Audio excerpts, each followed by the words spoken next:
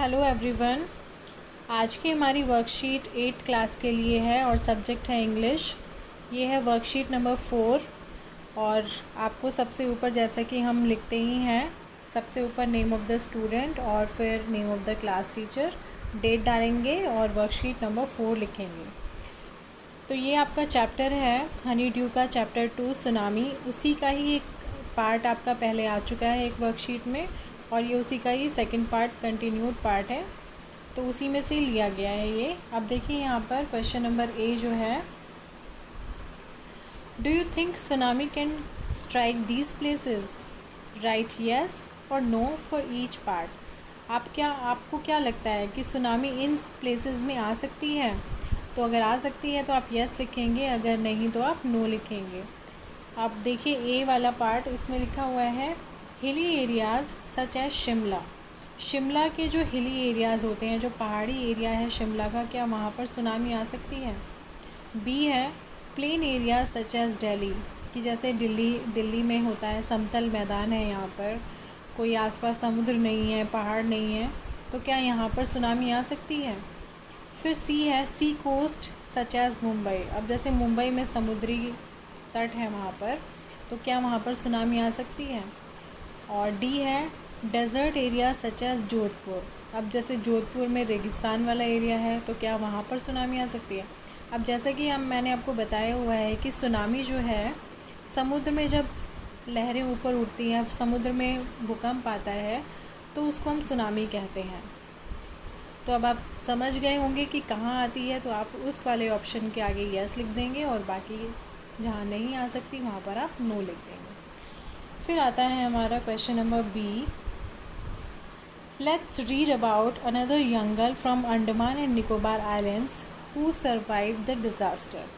अब ये आपके चैप्टर का ही पार्ट है, page number 26 and 27 of Honeydew book, कि एक और लड़की थी अंडमान और निकोबार आइलैंड में, जिसने इस डिज़ास्टर में अपनी जान बचाई। कैसे वो बची, क्या हुआ उसके साथ, कैसे उसने उसका सामना किया, तो ये हम यहाँ पर रीड करेंगे।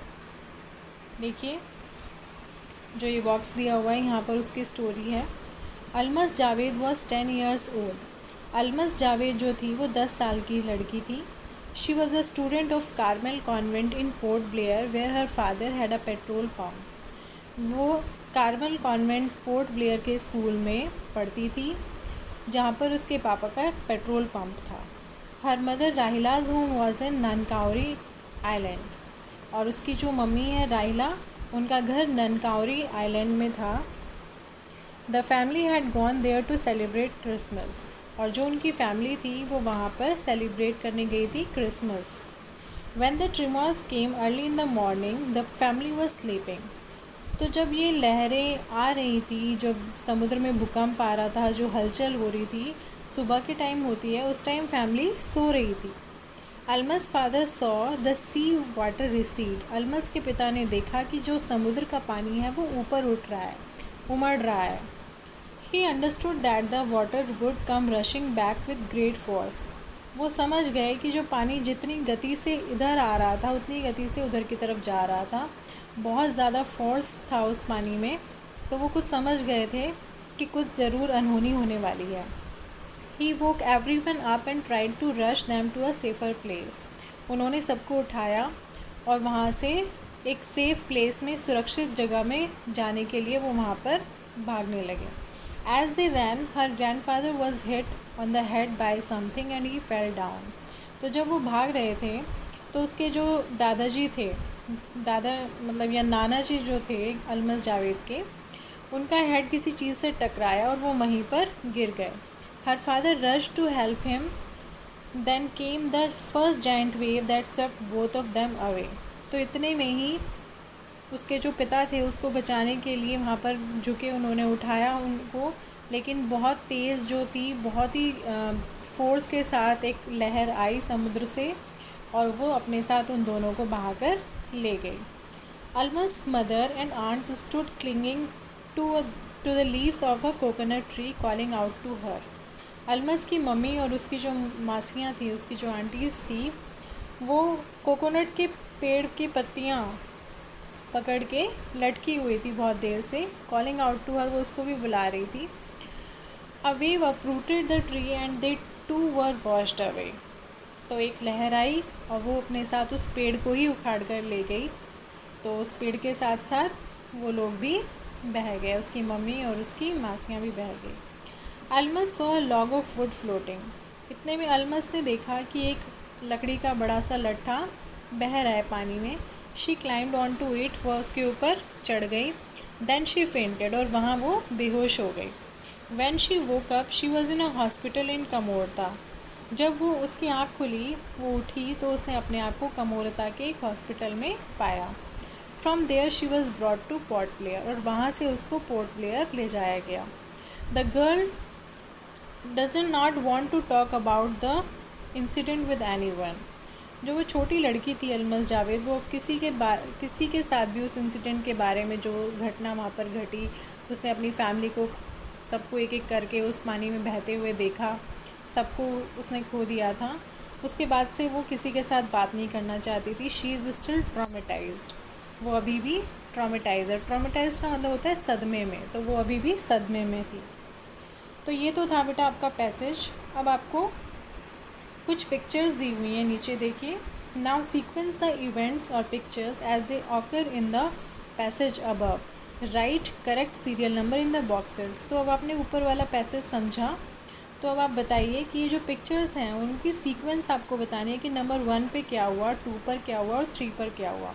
कि पहले क्या हुआ, सेकंड नंबर पे क्या हुआ। आप पिक्चर में देख ही सकते हैं कि इस वाली पिक्चर में सब कुछ बह रहा है, घर बह रहे हैं। सेकंड वाली पिक्चर में ये शायद अल्मस जावेदी होगी, तो ये हॉस्पिटल में है। थर्ड वाली पिक्चर में समुद्री पानी जो है, लहरें जो हैं वो बहुत तेज़ी से ऊपर उठ रही हैं। तो आप अंदाज़ा लगा सकते हैं कि कौन सा इंसिडेंट पहले हुआ और कौन सा उसके बाद हुआ। तो आप यहाँ पर 1 2 3 करके लिखेंगे, जो भी उनकी सीक्वेंस है। अब आता है सी वाला part. Answer the following questions bye selecting the correct option. आपको करेक्ट ऑप्शन इसमें से सिलेक्ट करना है, इनके आंसर्स देने हैं क्वेश्चंस के। Why did Almas father wake up his family. ये वाला क्वेश्चन देखिए। अल्मस के पिता ने फैमिली को क्यों उठाया। To celebrate Christmas, Christmas celebrate करने के लिए, या to rush them to a safer place, कि उनको एक सुरक्षित स्थान पर ले जाने के लिए। तो जो भी इसमें आंसर होगा आप उस पर टिक कर देंगे। फिर क्वेश्चन नंबर 2 है, Almas did not want to talk about the incident with anyone because. Almas किसी से भी उस घटना के बारे में बात नहीं करना चाहती थी, क्यों। शी वॉज अनवेल, क्योंकि वो बीमार थी, या she was shocked as she lost her family members, क्योंकि वो सदमे में थी कि उसने अपने पूरे परिवार को खो दिया था।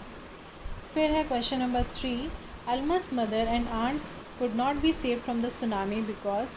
अल्मस की मदर और उसकी आंट्स जो थी वो अपने आप को सुनामी से नहीं बचा पाई, क्योंकि the tree they held on to got uprooted, कि जो पेड़ उन्होंने पकड़ा हुआ था वो जड़ से उखड़ गया था, या they held on to a log of wood and got drowned, या वो एक लकड़ी के लट्ठे पर चढ़ गए थे और वो लकड़ी डूब गई थी। तो जो भी इनमें से आपको सही लगता है आप उस पर टिक कर देंगे। फिर आता है हमारा क्वेश्चन नंबर डी।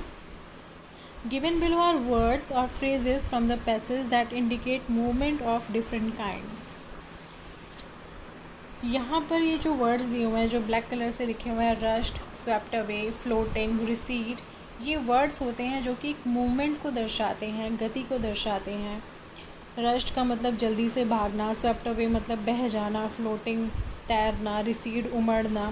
तो इस तरीके से ये वर्ड्स दिए हुए हैं। Put them into the following 3 categories और कॉलम्स।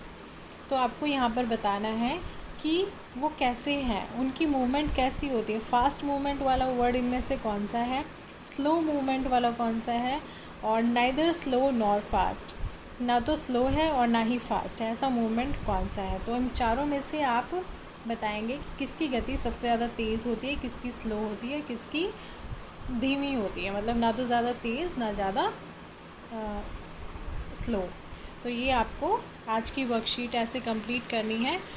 नीचे लिखा हुआ है to be continued next week. तो अगली वर्कशीट जो भी आपकी आएगी वो भी आपकी सुनामी वाले चैप्टर में से ही होगी। तो आई होप आपको ये समझ आई होगी। आप अच्छे से आज की वर्कशीट करके इसको कंप्लीट करके अपने क्लास ग्रुप में सबमिट करें।